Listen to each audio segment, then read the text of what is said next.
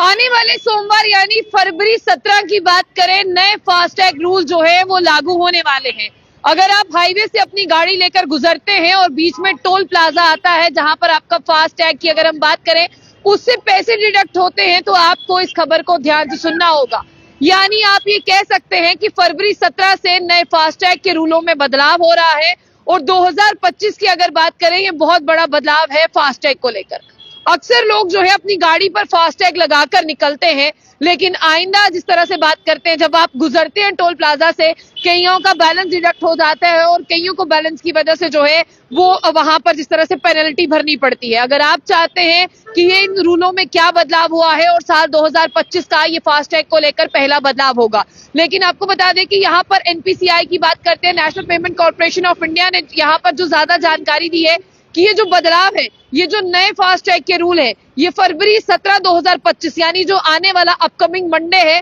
ये लागू हो जाएंगे। लेकिन इसमें रूल में क्या चीजें हैं जो बदली गई हैं और आप लोगों को यात्रा करते समय किन सब चीजों का ध्यान रखना है, उस पर बात करते हैं। National payment corporation of India ने ये कहा है कि अगर आप फास्टैग में बैलेंस बनाए रखें या आप इन रूलों को सुन ले तो आपको बहुत ज्यादा आसानी होगी। अगर फरवरी 17 2025 के बाद आप वायलेशन करेंगे तो आपको जो है डबल पेनल्टी यहाँ पर देनी पड़ेगी। इसीलिए क्या कुछ रूल्स हैं उन पर जो है वो जाते हैं। देखिए, सबसे पहले जब आप अपनी गाड़ी को लेकर जो है वो गुजर रहे हैं टोल प्लाजा से, जनवरी 28 2025 को एनपीसीआई की तरफ से ये सर्कुलर जो है वो जारी किया गया था, जिस पर यह कहा गया था कि सबसे पहले देखना होगा कि कौन सा फास्टैग वैलिड है और कौन सा फास्टैग जो है वो इनवैलिड है, और इसकी क्या कुछ क्राइटेरिया है, क्या कुछ चीजें हैं, उस पर ध्यान देते हैं। सबसे पहला यहाँ पर कहा गया है कि अगर आप जो आपका फास्टैग जो है वो बिफोर यानी स्कैन होने से 60 मिनट पहले की अगर हम बात करते हैं, वो स्कैन्ड होता है, उसके बाद आपका फास्टैग जो है वो ब्लैकलिस्ट हो जाता है,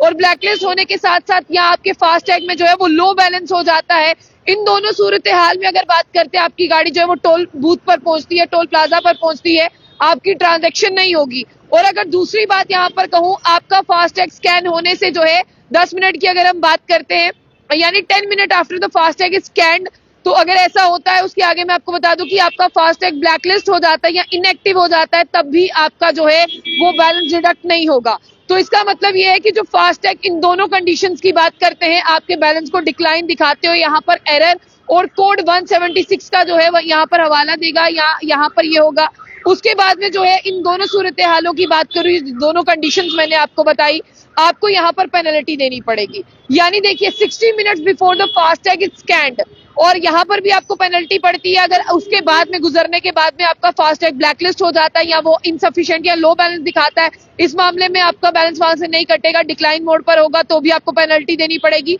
या 10 minutes after the FASTag is scanned, अगर आपकी गाड़ी वहां से गुजरती है और आपका फास्टैग गुजरने से 10 मिनट पहले भी जो है वो ब्लैकलिस्ट और इनएक्टिव दिखता है, ऐसे में भी आपका बैलेंस नहीं कटेगा, और ऐसे में भी दोनों हिसाबों में जो है वो आपको पेनल्टी पड़ेगी। लेकिन आपको पेनल्टी ना पड़े, रूल ये है कि आपको पेनल्टी से ना गुजरना पड़े। सबसे पहले आपको क्या करना है, जब आप गुजर रहे हैं इन दोनों सूरत हाल में,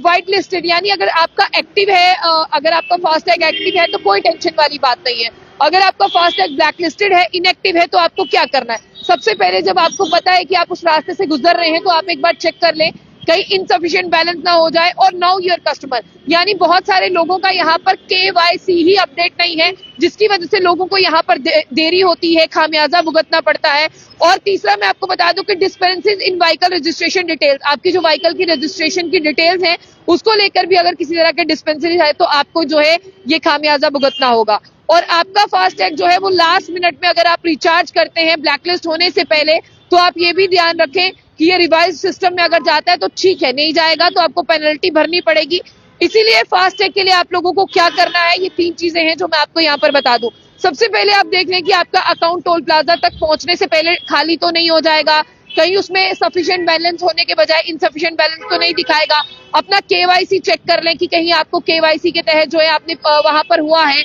या आपके जो फास्टैग है वो ब्लैकलिस्टेड तो नहीं है। उसके साथ अगर आप लंबी यात्रा कर रहे हैं तो अपने फास्टैग के स्टेटस को जो है वो चेक करते रहें। और सबसे बड़ी बात है कि यहाँ पर कहा गया है कि अपना बैलेंस जो है वो बनाए रखें, और अगर आप लोग अपना बैलेंस नहीं बनाएंगे तो टोल प्लाजा जो है वो डबल चार्जेस आपसे काटेगा और कैश जैसा सिस्टम जो है, यहाँ पर कैशलेस ट्रांजैक्शन की बात कही जाती है, तो कैश जैसे सिस्टम को आप यहाँ पर ध्यान रखें कि कैश जैसा सिस्टम जो है अब टोल प्लाजा पर नहीं चलता। अगर आप कैश लेकर वहां पर बहसबाजी करते हैं तो आप लोगों की ही गलती मानी जाती है, क्योंकि फास्टैग का मतलब ही ये है कि आप वहां से निकल जाएं, आपकी गाड़ी का फास्टैग डिडक्ट हो जाए। कैश लेने देने का जो है वो झंझट खत्म करने के लिए फास्टैग को जो है यहाँ पर अपग्रेड भी किया जाता है। और ये जो मैं खबर आपको सुना रही हूँ, फरवरी 17 2025 से ये जो नए फास्टैग के रूल लागू होंगे, जिसका सर्कुलर एनपीसीआई ने जो है जनवरी 18 2025 को लागू किया था, उनका भी यही था कि समय बचता रहे, गाड़ियां टोल प्लाजा से गुजरती रहे और बैलेंस जो है वो खुद ब खुद डिडक्ट होता रहे। लेकिन हाँ, ब्लैकलिस्टेड और इनसफिशिएंट के लिए, यहाँ पर लो बैलेंस के लिए जो है